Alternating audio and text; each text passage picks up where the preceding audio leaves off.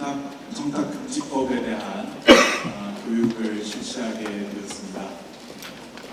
잘 아시겠지만은 이른바 김영란법으로 이끌어지는 청탁금지법의 시행은 우리 사회에서 여러 가지 변화를 이끌어낼 것으로 기대가 됩니다. 우리 교육청 앞에 저쪽에 수원 농고 앞에 가면은 옛마당이라는 음식점이 있습니다. 한 번씩 가보셨겠죠? 그 옛마당 가시면 그 전에 3만 원이었던 음식 메뉴 값이 바뀌었습니다. 얼마로 바뀌었는지 아세요? 28,000원. 예. 29,000원. 29,000원. 예. 이러한 어떤 작은 변화이지만 사실은 우리 사회에 아주 중요한 큰 변화를 이끌어낼 것으로 기대를 합니다. 이러한 과정에서 우리 교육청이 앞장서서 이 청탁금지법이 실천으로 옮겨지고 또 그러한 청탁금지법의 이행에 있어서 가장 먼저 나서는 그러한 기관이 되기를 기대합니다. 사실 이 자리에 다른 외부 강사를 모실까 생각을 했습니다. 외부 강사로 저희가 1번으로 처음에 교섭 대상으로 꼽았던 분은 김영란 대법관 출신. 바로 이 김영란법 처음 출발할 때부터 당시에 국민권익위원회 위원장으로 활동을 하셨던 서강대 석좌 교수님을 모시려고 했는데 사정상 외부에 나가기가 어렵다라고 확인이 돼서 부득이 제가 이 시간을 맡기로 했습니다.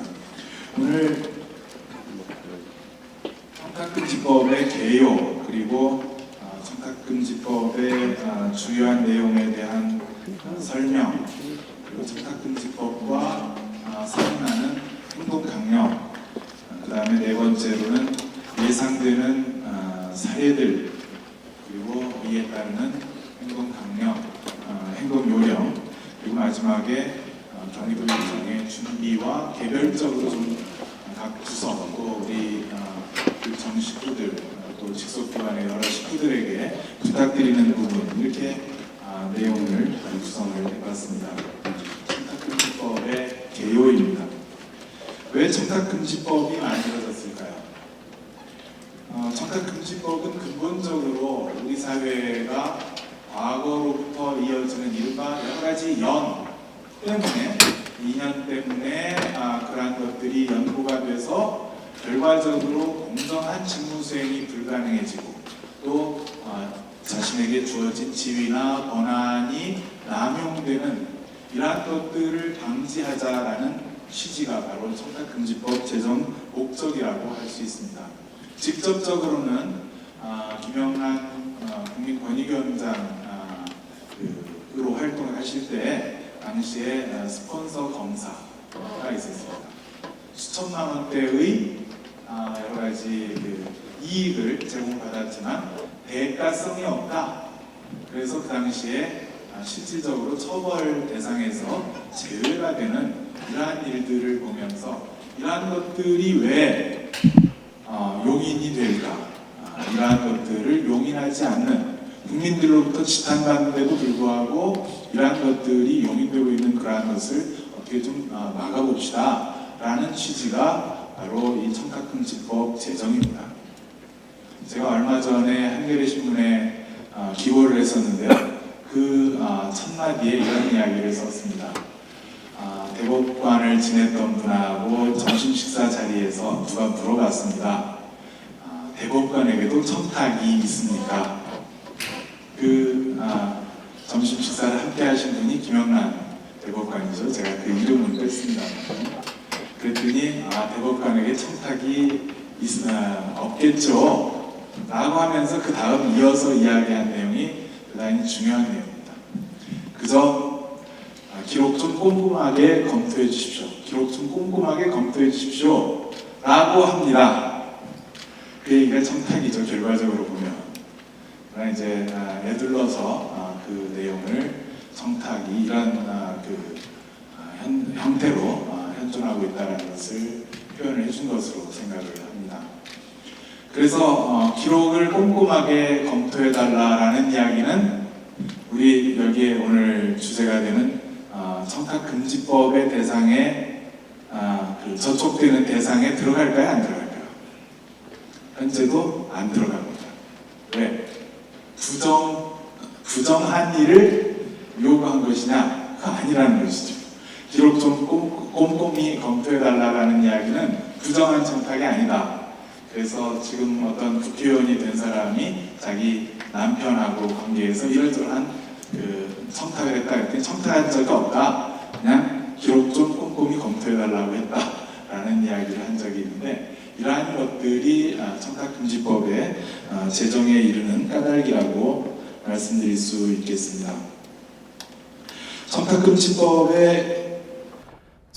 청탁금지법의 제정을 필요로 하는 까닭은 여러 가지로 우리가 이야기할 수 있겠습니다만은, 일반 국민들이 공직사회에 대해서 생각하는 것과 우리 공직사회 스스로 생각하는 어떤 인식이 전혀 크게 다르고 있는 형편입니다. 예를 들어서 일반 국민들은 공직사회가 부패해 있다라는 데 있어서 57.8%가 수긍을 하고 있는 데 비해서 우리 공직사회에서는 3.4%밖에 안 되는 것이죠. 이 차이라는 것이 무슨 의미냐? 국민들의 눈높이에 다가가지 못하고 있다는 것이죠. 오늘 신문에도 검찰의 이야기, 법원의 이야기, 정치권의 이야기 여러 가지가 나오죠. 그러한 내용들이 국민들의 시각과 아주 차이가 크다라는 것이 바로 이 청탁금지법이 제정되게 되는 배경이라고 할 수 있겠습니다. 또 하나, 우리 사회의 청렴도입니다. 여기에 빨간색으로 그림이 나와 있는 것이 우리나라의 청렴도, 국제투명성기구의 부패인식지수에 나오는 청렴도인데요. 이 점수를 일본하고, 여기 파란색 일본하고 비교를 해보면은 아직 극복되기 대단히 어려운 이 격차가 있구나라는 것을 알 수 있습니다.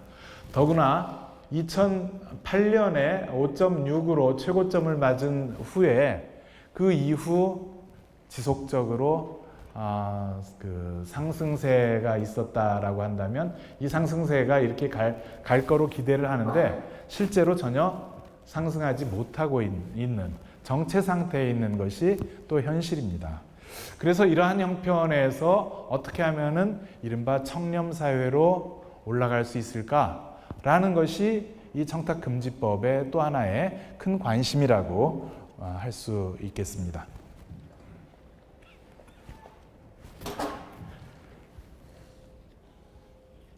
그래서 청탁금지법을 통해서 직무 수행의 공정성을 더 높이고, 또 선의의 공직자들이 피해를 입는 일을 막고, 부정부패를 극복하고, 또 처벌받지 않는 이른바 앞에 말씀드렸던 여러 가지 비리들, 이러한 것들에 대해서 국민들의 불신을 도닥거릴 수 있는 그러한 계기를 만들자라는 것이죠. 이 청탁금지법 제2조에 따르면 적용 대상 기관이 나옵니다. 정확하게는 4만 몇 개라고 오늘 아침 신문에 다 나와 있습니다. 우리 교육청 당연히 여기에 들어가고, 선출직 기관들, 또 사립학교, 여기에 직속기관들 전부 여기에 포함이 됩니다. 그래서 이 청탁금지법의 적용 대상이 어디인가라고 보면은 지방자치단체 소속기관, 우리 본청, 교육지원청 소속기관, 학교, 또 연구원, 평생교육법에 따른 교육시설, 도서관 다 여기에 해당이 되는 것을 알 수 있습니다. 그리고 적용 대상자, 어떤 사람들이 여기에 적용이 되느냐, 중요한 영역인데요. 공무원뿐만 아니라 공무원에 준하는 공직유관단체의 기관장과 임직원, 각급 학교의 장과 교직원 뿐만 아니라 사학, 학교 법인의 임직원, 언론기관의 대표자와 임직원, 이 영역을 여기에 법에서는 공직자 등이라고 표현합니다. 또 공무수행 사인이 있습니다. 공무수행 사인. 공무를 수행하는 개인이죠. 공무원은 아니지만 공무의 그 역할을 맡은 분들. 예를 들어서 우리 교육청으로 본다면 대표적인 것이 이제 시민감사관. 그러한 분들은 여기에 공무수행 사인이라고 이야기할 수 있겠습니다. 공무를 수행하기 위해서 민간 부분에서 공공기관에 파견 나온 사람, 여러 가지 심의, 평가를 맡은 분들, 이러한 분들도 역시 공무수행 사인에 해당이 됩니다. 공직자 등이 아닌 일반인에 대해서는 청탁금지법을 적용을 할 수 있을까요? 그 적용 대상은 1차적으로는 아닙니다만은 이러한 어떤 청탁을 한다든지 또는 금지된 금품을 제공한다든지 라고 할 때에는 이 법에 적용이 돼서 과태료 또는 형사처벌의 대상이 되는 것입니다. 그렇기 때문에 이러한 청탁금지법을 우리가 이해하고 사적 이해관계에 영향을 받지 않는 청렴한 직무수행이 필요하고 또 직무 관련자를 우대하거나 차별하지 않는 공정한 직무수행을 통해서 우리가 국민들의 신뢰를 확보하자라는 것이죠. 청탁금지법은 원래 4가지 영역으로 만들어져 있었습니다. 그런데 그 중에 여기 빨간색으로 표현된 이해충돌의 방지 영역이 입법 과정에서 제외가 됐습니다. 그래서 지금 현재는 크게 3가지 부분, 부정청탁의 금지, 그 다음에 부당한 금품 수수의 금지, 그리고 이러한 행위가 있을 때의 신고 처리, 이러한 것들이 큰 3가지 영역이라고 할 수 있겠습니다. 다음으로 청탁금지법의 주요 내용을 다시 한번 살펴보겠습니다. 부정청탁이라는 것은 무엇일까요? 법에 따르면은 누구든지 직접 또는 제3자를 통하여 직무를 수행하는 공직자 등에게 다음 각호 어느 하나에 해당하는 부정청탁을 해서는 아니 된다. 부정청탁인 것이죠. 그래서 지위, 권한을 남용하게 하거나 법령을 위반하게 하는 일, 그런 것이 부정한 일이기 때문에 부정청탁이라고 할 수 있습니다. 그래서 부정청탁에 대해서는 자세한 내용은 여기에서 설명은 드리지 않겠습니다만은 다음과 같은 14가지 영역, 예를 들어서 규제 업무, 어떤 처분, 채용 승진, 이러한 인사의 문제 또는 수상 포상의 문제, 입찰의 문제, 여러 가지 학교 입학, 성적, 수행 평가, 이러한 영역이 모두가 다 부정청탁 영역에 포함될 수 있습니다. 그러니까 그러한 영역과 관련돼서 법령에 위반해서 부당한 일을 청탁하는 것, 이것을 부정청탁이라고 하는 것이죠. 여기에는 여러 가지 유형이 있겠습니다. 첫째로는 이해 당사자가 직접 부정청탁을 하는 경우, 이 경우에 있어서는 부정청탁을 한 사람이 첫 번째로 이러이러한 일을 해 주십시오, 부당한 일을 요구할 때 이것에 대해서 안 됩니다 라고 거절을 하게 됩니다. 근데 거절을 안 하고 그 부정청탁에 따라서 일을 했다라고 하면은 그 경우에는 바로 형사처벌 대상이 됩니다. 2년 이하의 징역, 2천만 원 이하의 벌금.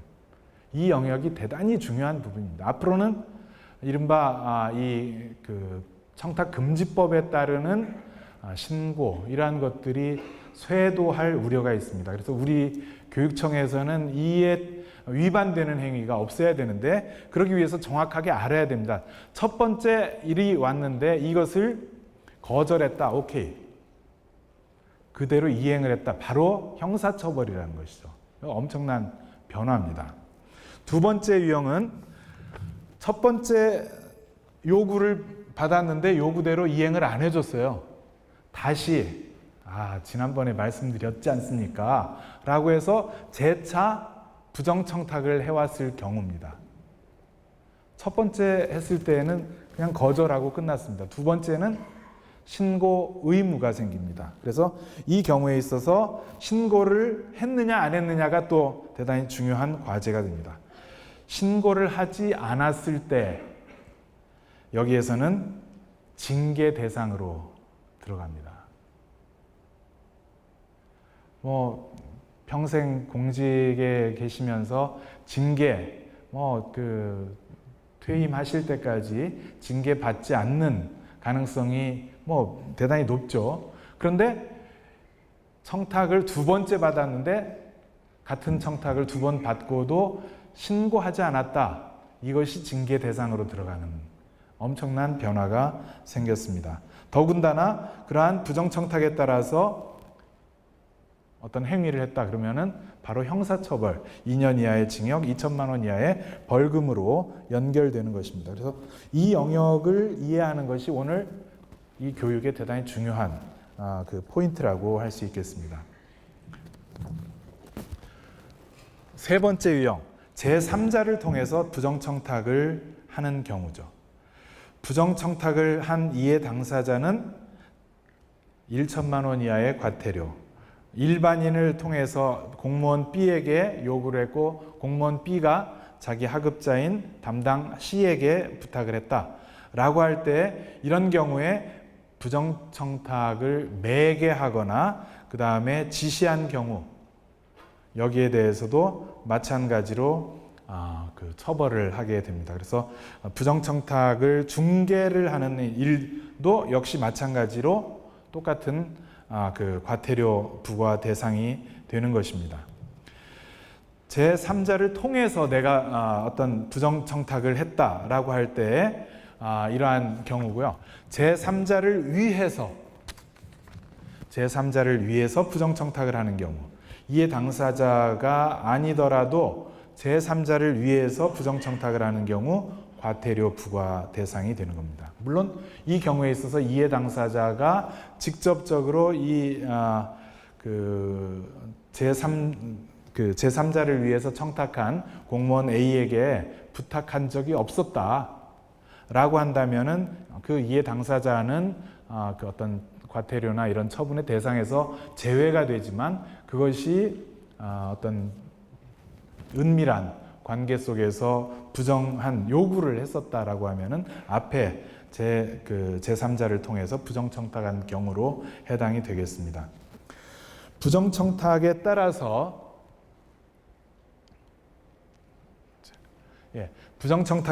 상급자가 부당하게 업무를 지시하는 경우, 이 경우에 있어서 상급자, 즉 여기에 표현되어 있는 부서장 A의 경우에 있어서는 2년 이하의 징역, 2천만 원 이하의 벌금입니다. 물론 이 내용은 징계하고는 다릅니다. 형사처벌이 그런 것이고 행정벌, 즉 징계는 별도입니다. 또 이에 따라서 지시를 이행한 담당 공무원 B도 마찬가지로 2년 이하의 징역, 2천만 원 이하의 벌금을 물게 되고 또 징계도 받게 되는 것입니다. 그래서 그 부정청탁을 중개하거나 지시하거나 그 지시를 받고 또는 청탁을 받고 이행하는 경우 이것이 모두 다 처벌 대상이 된다는 것을 이해를 해주시면 되겠습니다. 예외적으로 허용되는 일은 무엇인가? 사회 상규, 상식을 근거로 해서 생각을 해보면 되겠습니다. 예를 들어서 어떤 그 행위가 법적으로 보장되어 있는 대표적인 것이 선출직 공직자가 공익 목적을 위해서 제3자의 고충 민원을 전달한다. 이것은 오케이입니다. 공익 목적이 아닌 어떤 특정인의 이익을 위해서 전달을 한다. 이거는 저촉 대상이 되는 것이죠. 그래서 기본적으로 상식으로 판단할 때, 즉 14가지, 여기에 나오는 7가지 영역이 있습니다만은 국민의 건전한 그 법의식, 윤리적인 어떤 기준, 이러한 것들을 생각해 보면은 그러한 것들이 가능하다, 아니다를 판별할 수 있겠습니다.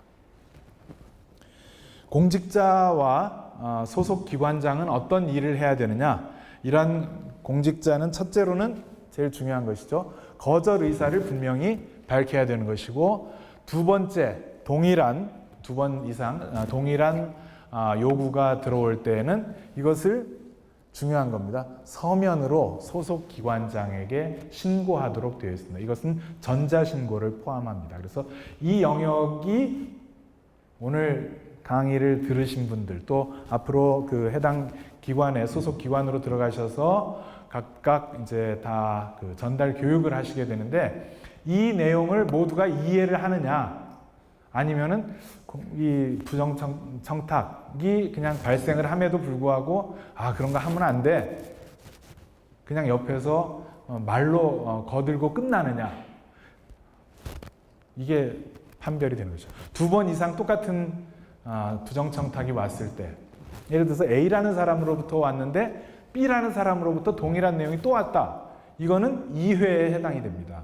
뒤에 다시 한번 설명을 드리겠습니다만은, 그랬을 때 이 부정청탁을 서면으로 신고하도록 되어 있고, 이러한 내용들이 여기에 그 소속 기관장은 이러한 것들을 형사적으로 필요한 부분들에 대해서는 형사적으로, 그 다음에 그 내부 행정적으로 처리할 거는 행정적으로 처리하도록 되어 있습니다. 동일한 거는 어떤 의미예요? 같은 사안에 대해서, 같은 사안, 예를 들어서 A라는 사람이 이번에 아니 그게 아니라 동일한 게 예를 들어 인사청탁이 있다. 네, 그러면 A라는 사람을 인사청탁하는 경우가 B라는 사람 인사청탁은 좀 다른 거예요, 같은 거예요? A라는 사람을 위해서 B라는 사람과 C라는 사람이 A라는 사람 이번에 승진하는데 꼭 좀 올려주십시오 라고 하면 동일한 인사청탁입니다. B라는 사람에 대해서 C라는 사람에 대해서 각각 했다라고 한다면 B하고 C에 대해서 한 건이 되겠죠. 그것은 같은 재차는 아닙니다. 그러나 같은 대상자 A라는 사람에 대해서 이번에 꼭 승진되게 좀 힘 좀 써주십시오라는 부정한 청탁이 B라는 사람으로부터 오고 C라는 사람으로부터 왔을 때에는 그것은 2회에 해당이 됩니다. 뒤에 다시 한번 설명을 드리겠습니다.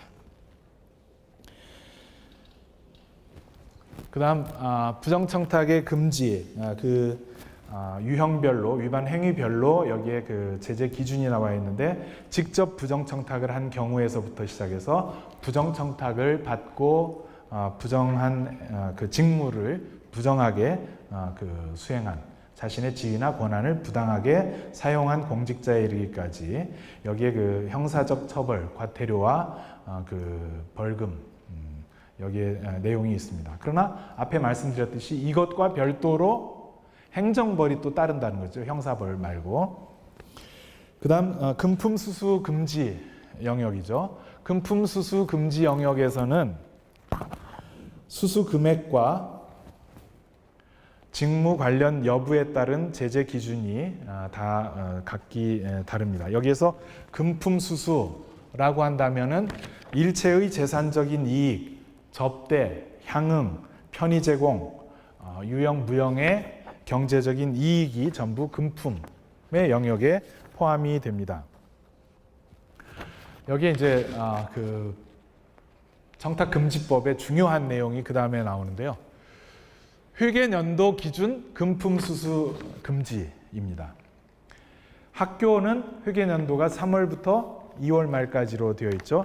우리 교육청은 1월 1일부터 12월 말일까지 되어 있죠. 이 회계연도 내에 금품을 수수한 총량을 규제를 하는 것입니다. 그러니까 앞에 그 서두에 말씀드렸던 스폰서 검사 몇 천만 원을 받았다. 당시에는 처벌할 수 있는 근거가 없었지만 지금은 이제 처벌이 되는 것이죠.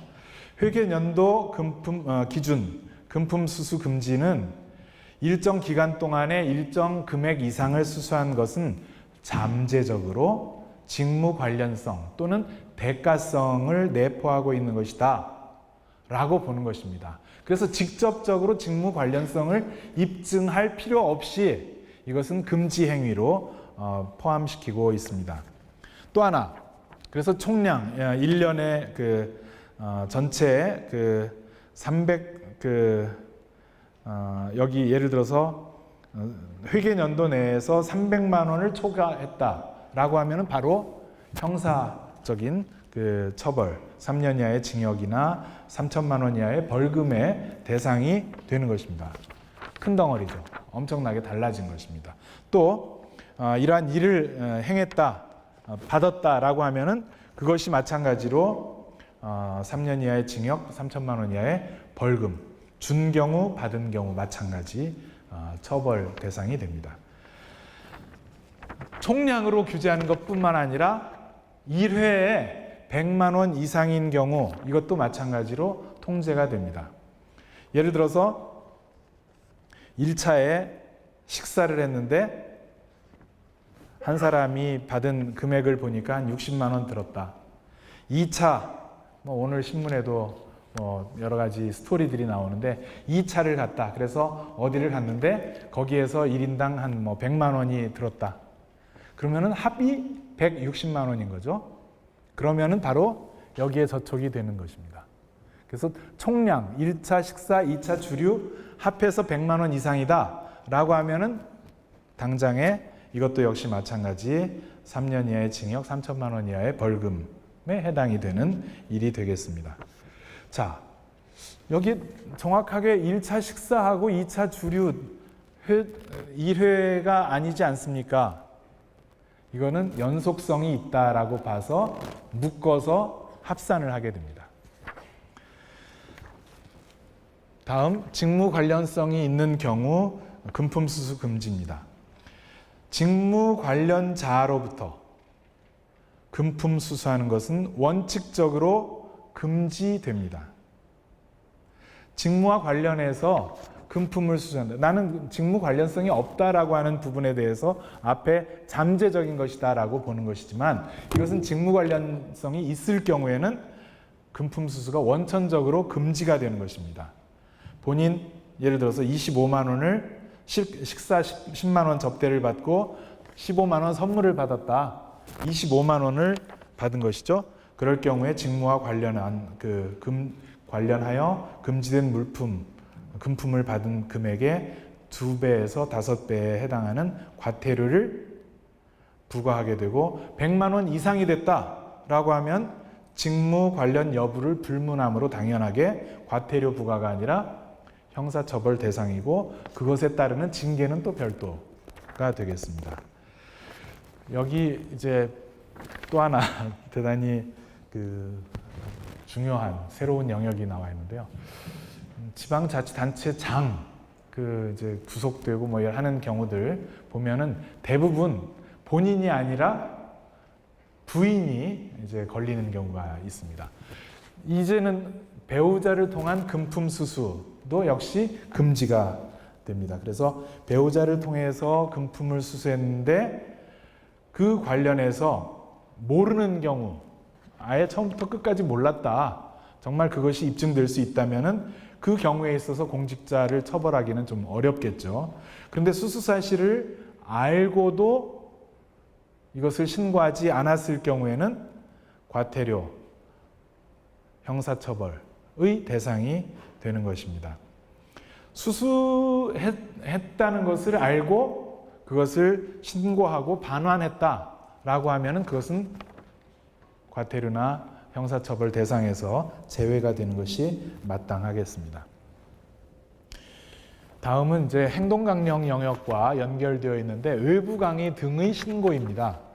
공정한 직무 수행을 저해할 우려가 있을 때 외부 강의 등을 제한할 수가 있습니다. 예를 들어서 어떤 특정한 이해관계가 직무상의 이해관계가 있는 기관, 어떤 단체 이런 데에서 지속적으로 우리 직원을 불러냅니다. 그래서 강사비도 많이 주고 합법적으로 그동안에 이렇게 혜택을 주어왔다라고 한다면 이 부분들이 직무를 공정하게 수행하기 어려운 경우에 해당이 된다라고 하면은 그것을 금하게 되는 것이죠. 예를 들어서 죄송합니다만 어떤 영역이 있을까요?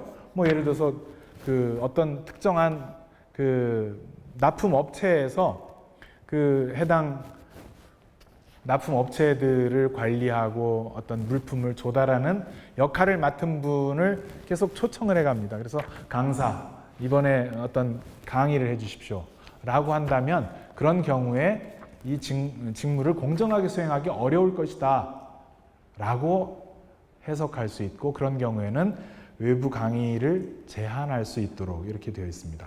또 외부 강의를 하더라도 이 직무 관련해서 외부 강의를 하고 사례금을 통해서 어떤 이해관계, 유착이 생길 수 있을 경우에 이러한 것들을 대비하기 위해서 사례금을 제한하고 있습니다.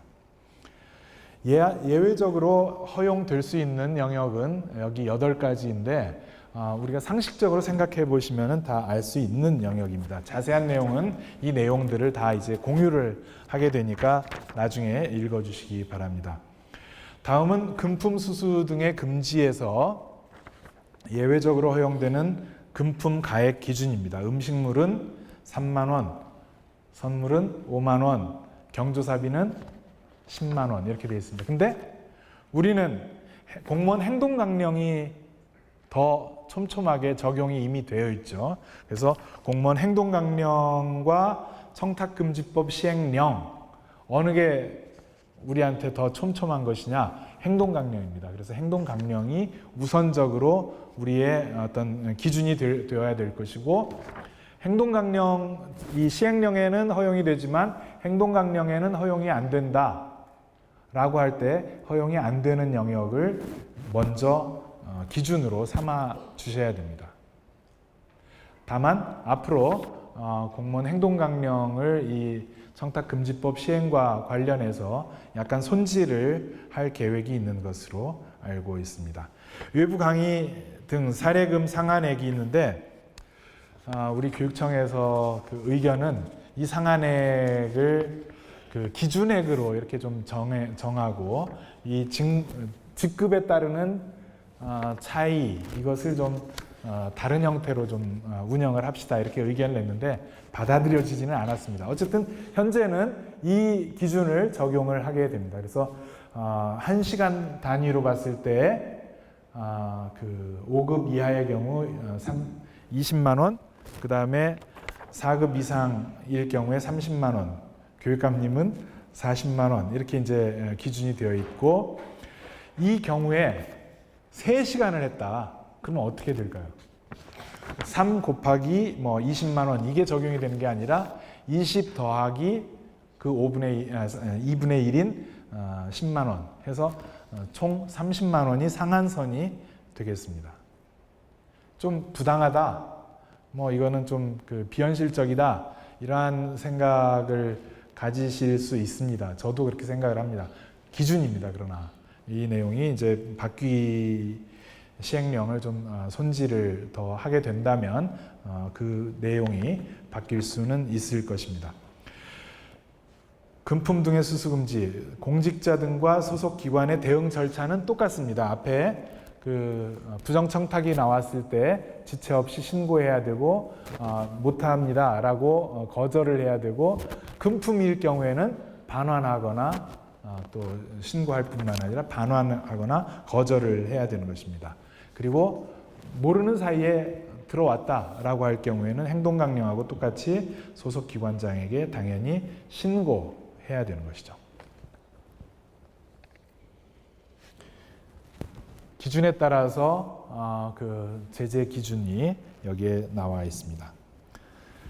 다음으로 공직자 등이 위반 행위가 발생했을 때 어떻게 해야 될 것이냐. 이 신고를 할 수 있는 사람은 누구나입니다. 국적에 불문하고 공무원이냐 아니냐 상관없이 신고를 할 수 있습니다. 신고를 해당 공공기관 또는 뭐 그 국민권익위원회, 감사원, 수사기관이나 감독기관 등에게 신고를 할 수 있고, 그 신고 내용을 조사해서 이제 처분을 하게 되고 또 어떤 형사 처벌을 하게 되고, 그 내용을 최종적으로 신고자에게 통보해 주도록 이렇게 되어 있습니다. 다만 신고자에게 있어서 신고 내용이 거짓임에도 불구하고 신고를 한 경우, 또 신고 내용을 근거로 해서 금품을 요구했다든지 특혜를 요구했다든지 그런 경우를 제외하고는 신고자에 대해서 보호, 보상을 해줄 수 있도록 되어 있습니다. 신고자에 대한 보호와 보상의 경우 두 가지 우선 기준이 있는데, 법적인 기준으로는 공익신고자보호법, 또 부패 방지 및 국민권익위원회의 설치와 운영에 관한 법률, 이 두 가지 법이 적용이 됩니다. 그리고 또 하나, 우리 교육청의 경우에 있어서는 공익제보 보호와 지원에 관한 조례가 경기도교육청에 지난해 제정이 돼서 지금 시행 중입니다. 또 지난해 개정이 된 경기도교육청 공익신고 보상금 지급에 관한 조례에 따라서 보상금이 경기도하고 경기도교육청은 최대 30억 원까지입니다. 산술적으로 보면은 7억 원에 해당하는 7억여 원에 해당하는 뇌물을 수수한 것을 알고 신고한 경우 이 최대 30억 원이 그 보상금으로 지급 가능하도록 되어 있습니다. 뿐만 아니라 우리 교육청에서는 이 공익 제보를 한 경우에 있어서 이런 그 공익 제보에 본인이 연관된 행위가 있어서 본인에게 그것이 귀책 사유가 부분적으로 돌아간다라고 할 때 그 경우에 있어서는 감경 또는 면제를 해줄 수 있도록 되어 있고, 또 본인이 신고한 행위로 말미암아서 본인에게 여러 가지 불이익이 예상될 경우 그 신고 대상자가 자기보다 상급자 또는 기관장이다, 그럴 경우에는 그 사람 다른 데로 보내주십시오, 이렇게 교육감님께 요구하실 수 있습니다. 엄청난 얘기죠. 예를 들어서 학교에서 그 관리자가 이 부정한 일에 연루가 되어 있다. 근데 평교사가 그 신고를 했어요. 그랬을 때 그 관리자 밑에서 일하기가 되게 어렵겠죠. 유형, 무형의 여러 가지 압력을 받게 될 것이고, 그럴 경우에는 그분 다른 데 보내주십시오, 이렇게 요구할 수 있도록 되어 있습니다. 물론 본인을 다른 데로 보내주십시오도 마찬가지로 가능한 일이 되겠습니다. 큰 영역 세 번째입니다. 청탁, 네. 예.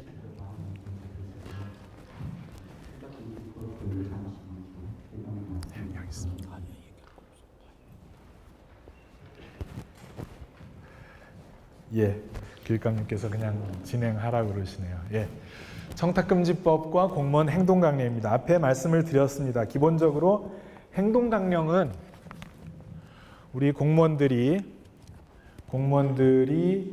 직무수행과 관련해서 준수해야 할 행위 기준을 제시를 하고 있습니다. 이 내용들은 다 잘 알고 계신다고 생각을 해서 구체적인 내용들은 설명을 드리지 않겠습니다. 다만 오늘 그 주제인 청탁금지법과 공무원행동강령은 어떤 관계인가, 이 영역은 꼭 필요하겠죠. 청탁금지법에서는 안 되는 일, 그 다음에 공무원행동강령에서는 안 되는 일, 그런데 다른 한쪽에서는 적용이 배제되어 있거나 규정이 없거나 이런 일들이 있습니다. 그래서 거기에서 보다 촘촘한 것을 우리 기준으로 삼으시면 된다라고 말씀드릴 수 있습니다. 그러니까 공무원 행동강령이 더 세다라고 하면 행동강령으로, 그 다음에 청탁금지법이 더 세다라고 하면 청탁금지법을 우리의 기준으로 삼으시면 됩니다. 물론 앞으로 행동강령을 조정할 계획이 있다라는 것을 말씀을 드립니다. 이제 예상되는 여러 가지 사례들입니다. 첫 번째, 부정청탁 사례, 처분 감경 부정청탁.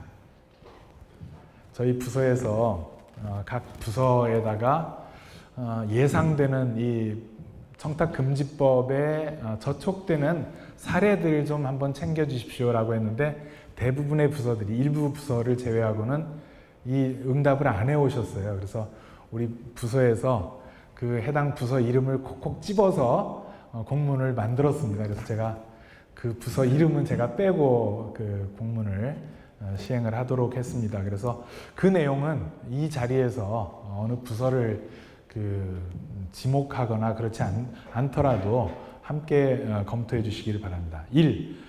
사립학교 교사 A는 비위 행위로 교육청의 징계 요구를 받게 되었습니다. 교장 B에게 징계 감경 좀 받게 해달라고 부탁을 하죠. 근데 징계 감경 사유가 없음에도 불구하고 교장 B는 이사장 C에게 좀 가볍게 해주십시오라고 징계 처분을 감경해 줄 것을 청탁을 합니다.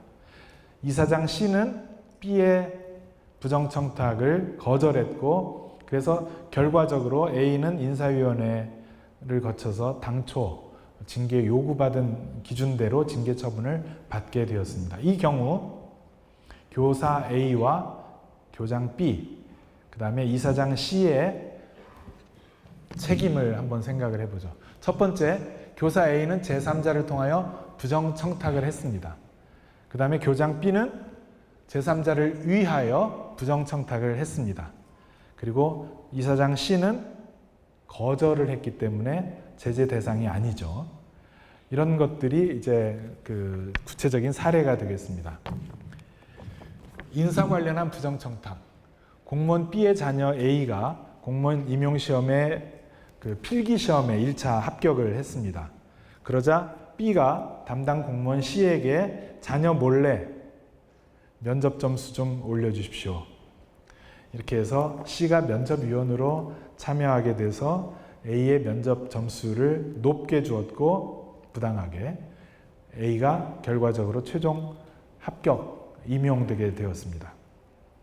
이 경우 자녀 A 부정청탁을 한 사실이 없으므로 제재 대상에서 제외가 되죠.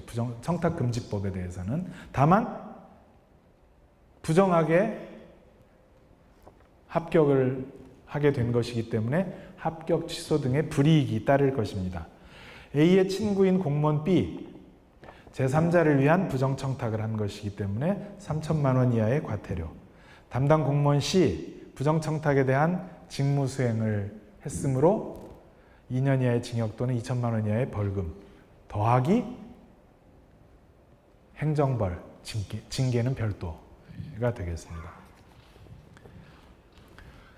계약 상대자 선정 부정청탁. 건설 사업을 하고 있는 사업자 A는 지원청에서 시설공사 입찰을 준비하고 있다는 사실을 알고 있는 사람 공무원 B를 통해서 공사 금액 쪼개기를 좀 해달라 이렇게 부탁을 해서 수의계약을 할 수 있게 부탁을 했습니다.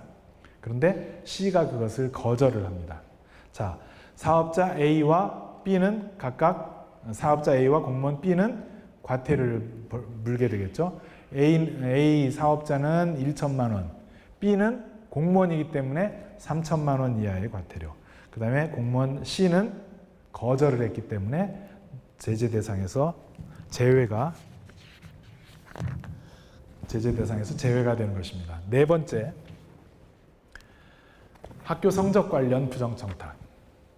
고등학교 재학생 A가 기말고사를 봤는데 수학 성적이 좀 나빠요. 그래서 해당 학교 국어 선생님 A의 아버지 B가 수학 점수만 조금 고쳐달라고 부탁을 합니다. 그래서 수학교사 C에게 부탁을 했는데 C가 A의 점수를 올려주었습니다. 그럴 경우에 자녀 A는 본인이 부정청탁을 처음에 요구한 사실이 없기 때문에 제재 대상에서 학생은 제외가 되겠죠. 그러나 아버지인 교사 B와 그 부정청탁을 수행한 C가 각각 3천만 원 이하의 과태료, 또 C의 경우는 직무 수행을 했기 때문에 2년 이하의 징역, 2천만 원 이하의 벌금 더하기 징계, 이렇게 되겠습니다. 다음은 선출직 공직자를 통한 부정청탁입니다. 실제 여기 그 사례집에 나와 있는 내용인데요. 어린이집을 운영하고 있는 원장 A는 뭐 우리 영역은 좀 다르겠죠. 원장 A가 지방의회 의원 B를 통해서 보조금 업무 담당자 C에게 부정하게 보조금을 받을 수 있도록 해달라고 청탁을 합니다. 그래서 B가 이제 C에게 청탁을 해서 C는 B의 청탁에 따라서 A에게 보조금을 부당하게 지급을 했습니다. 이 경우 원장과 의원, 공무원 C 세 사람이 다 과태료 또는 그 공무원의 경우에 있어서는 형사처벌 대상이 된다. 더하기 징계다라는 것이죠. 왜 지방의회 의원이 여기에 그 과태료를 받나요? 공익이 아니라 사적인 관계에 의해서 부당한 업무를 청탁을 했기 때문입니다. 예. 그래서 여기에 선출직 공직자들이 공익 목적으로 제3자의 고충 민원을 전달하는 것, 이것은 오케이. 그러나 그것이 아닌 어떤 제3자의 이익을 위해서 부당한 청탁을 했다라고 한다면 그것은 허용이 되지 않는다는 것입니다. 제가 이번 주 금요일 날 어떤 의회에 가서 이 교육을 하게 되는데 그분들 반응이 참 궁금합니다. 의원님들이, 지방의회 의원님들이 이 부분에 대해서 어떻게 반응을 할까 궁금한데 이것이 이제 법에 이미 규정이 되고 28일부터 시행이 됩니다. 다음은 부정청탁에 따른 상급자의 부당한 업무 지시의 경우. 자, 규정에 따라서 근무 성적 평정 순위가 정해졌는데도 공무원 A는 부서장 B에게 근무 성적 평정 점수를 올려달라고 청탁을 합니다. B는 인사 담당자 C에게 A의 점수를 상향시켜 줄 것을 지시하고 C가 B의 요구를 거절을 했습니다. 그랬을 때 공무원 A 자신에 대해서 자신을 위해서 직접 부정청탁을 B를 통해서 했기 때문에 자신은 징계 대상이 되고 B는 부정청탁에 따르는 직무 수행을 A의 요구를 받아서 부당하게 업무를 지시를 했기 때문에 형사처벌, 그 다음에 징계. 인사 담당자 C는 거절을 했기 때문에 징계 대상에서는 제외, 이렇게 되겠습니다. 학부모로부터 금품을 수수하는 경우, 초등학생 A의 학부모 B가 숙제 못했다는 이유로 혼내지 말고 칭찬해달라, 생활기록부에 좋게 기재해달라 라고 하면서 C에게 수차례에 걸쳐서 460만 원 상당의 핸드백, 상품권 등을 제공을 했고 같은 학교 교사 D에게도 동일한 목적으로 총 80만 원 상당의 선물을 제공을 했습니다. 그리고 C와 D는 A가 제공한 금품 등을 별다른 조치 없이, 즉 신고하지 않고 그대로 사용을 했습니다. 자, 이 경우 초등학생 A는 조치 대상이 아니죠. B는 3년 이하의 징역 또는 3천만 원 이하의 벌금. 과거에 우리 지난해만 하더라도 있었던 실제 사건들입니다. 자, 그 다음에 교사 C는 3년 이하의 징역 3천만 원 이하의 벌금. 교사 D, 금액이 100만 원 이하이기 때문에 수수액 2에서 5배에 따르는 해당하는 과태료, 그리고 교사 C와 D는 더하기 뭐가 있어요? 징계, 행정벌이 또 따르는 것입니다. 다음, 직원으로부터 금품 수수. 초등학교 교장 A가 신학년도 교직원 업무 분장 과정에서 특정 부서 보직 교사를 희망하는 교사들에게 은밀하게 금품을 요구를 했습니다. 그래서 B는 50만 원, C는 30만 원 상당의 상품권과 선물을 제공을 해왔습니다. A는 별다른 조치 없이 상품권과 선물을 사용을 했습니다. 그 경우 A, B, C 마찬가지로 2배에서 5배에 해당하는 과태료 더하기 징계, 이렇게 되겠습니다. 배우자의 금품 수수.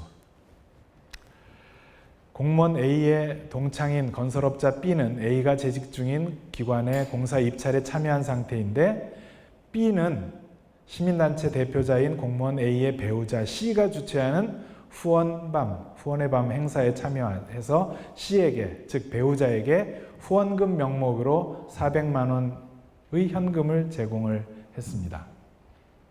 자, 이 경우 공무원 A가 배우자의 이 금품 수수를 몰랐을 경우 제재 대상이 아니죠. 배우자가 금품 등을 수취한 사실을 알고도 신고하지 않은 경우 징역 또는 벌금. 그 다음에 수취한 사실을 알고 신고한 경우 이 경우는 제재 대상이 아니겠습니다. 다만 여기에서 정말 공적으로 이 내용이 시 개인이 아닌 단체로 들어갔을 경우에는 어떻게 될 것이냐, 이거는 좀 따져봐야 될 영역입니다. 그래서 이 경우에 과거에 어떤 경우가 있었냐면은 어떤 공무원이 부당하게 업무를 처리해주는 대가로 어떤 큰 대기업으로부터 경제적인 이익을 직접 수취하지 않고 자신이 다니는 종교기관에 기부하도록 했습니다. 그래서 억 단위의 돈을 이제 기부를 하게 됐죠. 그 경우에도 마찬가지로 처벌 대상이 되었었던 사례가 있습니다. 네 번째, 이거는 이제 현실적인 문제입니다. 자, 공무원 A가 계약업체 직원 B로부터 30만 원 상당의 식사와 주류를 접대를 받았어요. 찜찜해. 이거 내가 얻어먹은 거가 되는데 이른바 김영란법에 저촉되는 거 아닌가? 그래서 일주일 지나서 이 A가 다시 B를 불러냅니다. 이번에는 내가 살게. 그래서 30만 원 상당의 접대를 다시 해 주었습니다. 자, 플러스 마이너스 제로다 라고 생각을 했는데 문제가 생기죠. A는 공무원으로서 처음 직무 관련자로부터 100만 원 이하의 금품을 수취하고 신고하지 않았기 때문에 과태료. 그 다음에 계약업체 직원 B는 공무원에게 직무 관련성이 있는 공무원에게 금품 등을 제공했기 때문에 2에서 5배에 따르는 과태료 더하기 공무원 A는 징계, 이렇게 되겠습니다. 이것을 정확하게 만약에 하려면 어떻게 했어야 될까요? 지체 없이, 즉 보통 2일, 이틀 안에라고 되어 있습니다. 이 지체 없이 반환. 나 이 30만 원어치 접대 받았는데 나 이거 신고하고 이거는 돌려줬습니다. 돌려줬습니다라고 하면은 끝입니다. 근데 그거 안 하면은 여기에 저촉 대상이 되는 것이죠. 뒤에 맨 마지막 슬라이드에 있습니다만은 이 경우를 피하려면 어떻게 해야 돼요? 직무 관련자와 만나면 안 되죠, 사실은 바깥에서. 직무 관련자가 아니다. 같은 동료 직원인데 상하 관계가 있는 직원이다. 그 경우에는 직무 관련자예요, 아니에요? 직무 관련자가 아니라는 상하 관계는 없습니다. 직무 관련자입니다. 어떻게 해야 돼요? 더치페이밖에 없어요, 길이. 그 길 이외에는 없습니다. 아니면은 다음날 더치페이 할 만큼을 반납하고 신고하거나. 참 엄청난 이제 변화죠. 수수 금지의 예외에 해당하는 경우 하나 보겠습니다. 공무원 A는 5월경 직무와 무관한 대기업 임원인 대학 동창 B로부터 70만 원 상당의 골프와 식사 접대를 받았습니다. 7월에는 50만 원 상당의 골프채를 선물로 받았습니다. 이 경우 공무원 A와 대기업 임원인 B가 직접적으로 직무 관련성이 없다면 이 시간 간격이 1회라고 보기는 어렵기 때문에 1회에 100만 원 이상 또 1회계년도 내에 300만 원 이상 여기에 해당하지 않는다면 이것은 형사처벌 대상에서 제외되는 것이죠. 공무원 A는 직무와 무관한 대기업에 다니는 친구 B와 C와 함께 저녁 식사를 했는데 친구 B가 쐈다. 그래서 60만 원 모두를 지불했다. 그러니까 20만 원을 얻어먹은 것이죠. 이 경우는 직무와 무관하고 20만 원의 범위는 100만 원 초과하지 않기 때문에 제재 대상에서 제외가 되는 것입니다.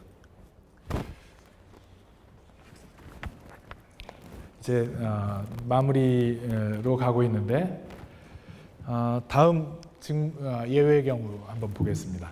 공무원 A가 자신의 결혼식에 참석한 칠촌 아저씨로부터 150만 원 축의금을 받았고 초등학교 동창 회장 C로부터 동창회 회칙에 따른 150만 원의 축의금을 받았습니다. 될까요? 안 될까요? 이거는 친족 간에 해당이 되기 때문에 여기에는 허용이 되고 C가 낸 경조사비는 동창회 회칙에 따른 사회상규상 허용되는 금품에 해당이 되기 때문에 제재 대상이 아닙니다. 공무원 A와 타기관 공무원 B가 결혼할 연인 사이입니다. 결혼을 앞두고 남자친구인 B가 가방하고 명품 가방과 시계 등 300만 원의 상당의 선물을 주었다. 나 공무원인데 이거 받아도 되나? 상식적인 물음이죠. 예.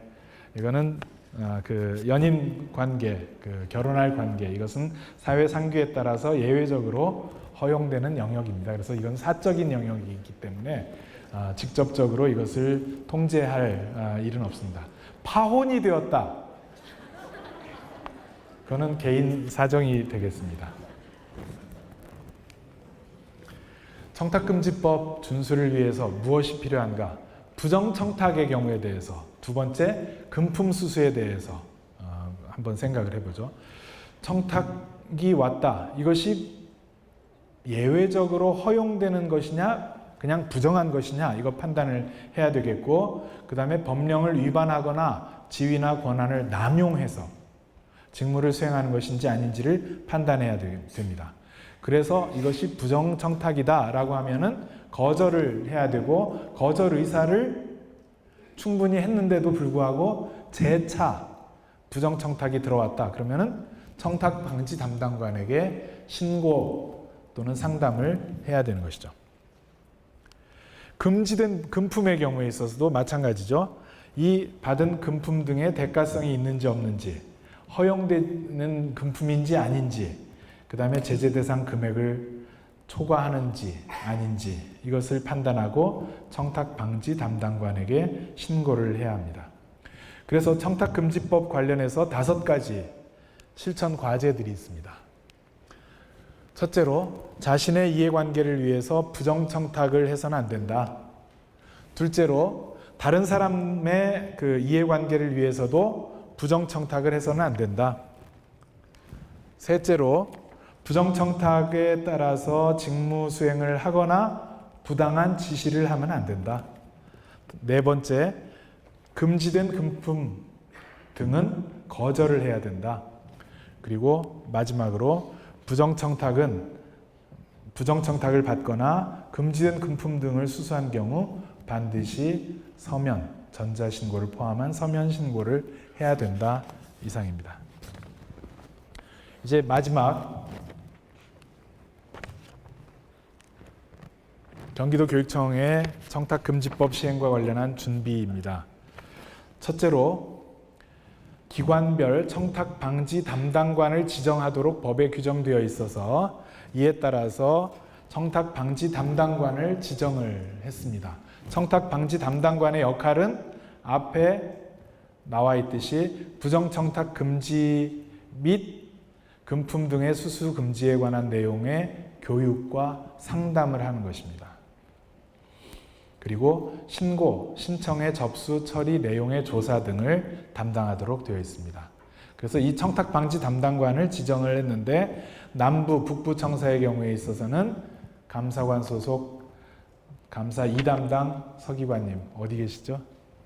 우리 진수창 서기관님이 그 청탁방지 담당관입니다.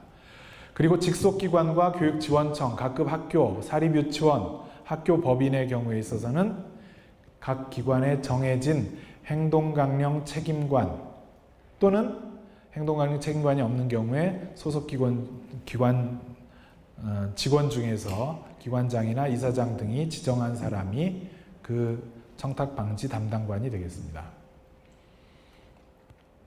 초등학교다 그러면은 행동강령 책임관이 어떤 분이에요? 교감 선생님. 물론 뭐 두 분이 그 복수 교감인 경우도 있긴 합니다만은 그 경우에 어떤 한 분이 이 행동강령 책임관을 맡고 있습니다.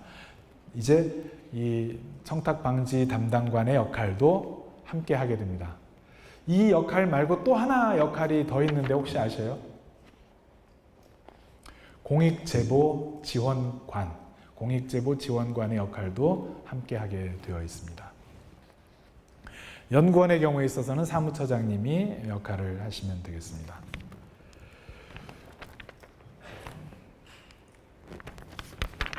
그리고 청탁금지법을 시행하게 되면서 두 가지 실천 과제가 있습니다. 첫째로는 오늘과 같은 교육을 해당 기관들이 다 해야 됩니다. 의무사항입니다. 더하기 뭐를 더 해야 돼요? 서약서를 진구하도록 되어 있습니다. 그래서 지금 가지고 계시는 서약서는 법에 따라서 의무적으로 제출하도록 되어 있는 서약서입니다. 근데 중요한 것은 해당 기관 돌아가시면, 특히 지원청 또 직속기관에서 오신 우리 식구들은 해당 기관 들어가시면은 나 이거 서약서 내고 왔다 끝 이게 아니라 거기에 가서 교육하고 똑같은 서약서를 또 받으셔야 됩니다. 그 다음에 교육지원청에서 만약에 오셨다 그러면은 그 관내에 이제 학교 행동강령 책임관, 즉 여기에서는 그 청탁방지 담당관을 소집을 해서 교육을 하고 그분들한테 서약서를 받고 그분들로 하여금 학교에 가서 다시 전달 교육을 하고 서약서를 모든 직원들이 다 내도록 이렇게 역할을 해주셔야 됩니다. 그래서 오늘 교육은 그러한 교육의 시작입니다. 이게 오늘 내가 교육 받고 왔으니까 끝이다 이게 아니라 이제부터 이 전달 교육이 계속 되어 가도록 되어 있고, 그래서 오늘 우리 함께 보셨던 이 파워포인트 슬라이드들도 전부 우리 홈페이지에 가시면은 다운받으실 수가 있고 그것을 활용하시면 되겠습니다. 그리고 더하기 법에 따라서 부정청탁 신고센터를 운영하도록 되어 있습니다. 그래서 학교 직속기관 포함해서 본청, 지원청 다 홈페이지에 별도 게시판을 통해서 전자신고가 가능하도록 하고, 신고한 내용들이 외부로 유출됨으로써 개인정보 보호가 이루어지지 않는 일이 없도록 유의를 해주시면 되겠습니다.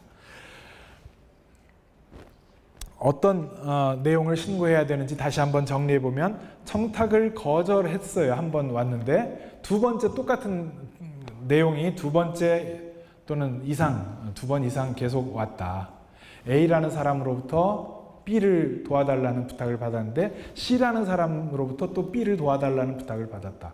이거는 두 번 이상이 된다 그랬죠. 위법 부당한 업무 지시가 왔습니다. 나 그거는 법에 따라서 규정에 따라서 할 수가 없습니다. 이거는 잘못된 일입니다. 라고 해서 그거는 죄송하지만 하기가 어렵습니다. 라고 거절을 했음에도 불구하고 상급자가 부당하게 업무를 하라는 지시를 계속 해온 경우, 이것도 마찬가지입니다. 그래서 이 부정청탁 신고센터에 따라서 신고센터에 등록되는 경우는 이거는 해당 기관장에게 신고할 의무를 한 것으로 이렇게 간주 처리가 됩니다. 여기에 연결해서 퇴직 공직자들의 윤리 규정도 이제 앞으로 만들어지고 좀 더 촘촘하게 교육이 예정이 됩니다. 교육이 시행이 될 예정입니다. 이제 마지막 슬라이드 2개 남았는데요. 하나는 새로운 청년 문화가 필요합니다. 청탁금지법 시행 이후 학교 현장에 달라져야 되겠죠. 그래서 우리 교육청 감사관에서는 학교에 안심하고 방문합시다. 안심이라는 것은 표현이 그 안심이라는 표현에 교사에게 무엇을 갖다 주어야 하느냐, 또 어디를 오더라도 뭐를 사들고 갈 것인가, 이런 것 없어야 된다는 것이죠. 그래서 현장에 선물 줘야 될 것, 뭐 챙겨가야 될 것, 이런 거 상관없이 학부모의 상담을 가능하도록 하는 새로운 문화가 필요한 것이고요. 불필요한 선물 등을 주고받는 문화, 인사철, 스승의 날, 명절 선물 등등, 또는 뭐 승진했다 그러면은 뭐 난 갖다 주고 뭐 갖다 주고 하는 것들, 이런 것들이 이제 없어져야 되고, 금품 수수 금지 의무를 위반하는 일이 없도록 그 마음만 주고받는, 이것이 이제 새로운 문화로 정착돼야 될 것입니다. 직무 관련자와의 관계에 있어서는 사적인 접촉, 식사 이런 것들을 지양해서 부정청탁 및 금지 금품의 수수를 원천적으로 예방하는 것이 필요합니다.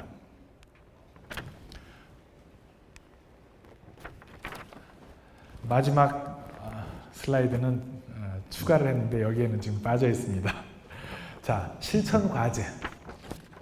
전달 교육 아까 말씀을 드렸고요. 두 번째, 부서별로 기관 내에서 국가 법령 정보, 뭐 홈페이지를 가시거나 앱을 활용하거나 청탁금지법 내용 조문 전체를 함께 읽어보시고, 부서, 기관 내에서 발생 가능한 위반 행위 사례를 예시하고 어떻게 대응할 것인지 논의해 주십시오. 이해가 되셨습니까? 청탁금지법 내용이 뭐냐? 이것이 우리 부서에서는 어떻게 될 것이냐? 예를 들어서 대변인이다. 대변인 기자들과 관계해서 어떻게 해야 될 것이냐? 학교 지원과다. 사학과 관련해서 어떻게 해야 될 것이냐? 감사관이다. 수감기관 또는 조사 대상자와의 관계에 있어서 예상되는 이러한 저촉될 수 있는 행위들이 유형이 뭐가 있을까? 한번 점검을 해보시자는 것이죠. 세 번째, 직무 관련자, 직무 상대방이죠. 또는 가족 등에게 청렴서약, 가정통신, 대화, 학교의 경우에 있어서 가정통신문이죠.